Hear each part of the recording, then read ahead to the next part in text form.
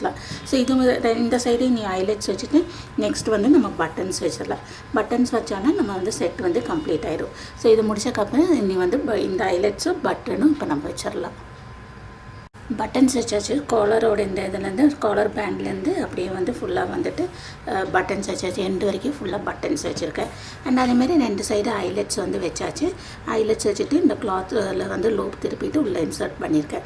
இந்த 2 சைட்ஸுமே உங்களுக்கு வந்து வேஸ்ட் கிட்ட எவ்வளோ டைட் வேணுமோ நீங்கள் அதுக்கு தகுந்த மாதிரி டைட் பண்ணிக்கலாம். அண்ட் காலரும் பார்த்திங்கன்னா உங்களுக்கு வந்து நல்லா நீட்டாக வந்திருக்கு. இந்த இடத்துல ஷோல்டர் வந்து 1/2 இன்ச் வந்து கீழே இறங்கி வந்திருக்கு. அண்ட் காலரும் வந்து நீட்டாக வந்திருக்கு. நமக்கு இப்போ பார்த்திங்கன்னா சைடு லேஸப் குர்த்தி வந்து ஃபுல்லாக கம்ப்ளீட் ஆயாச்சு.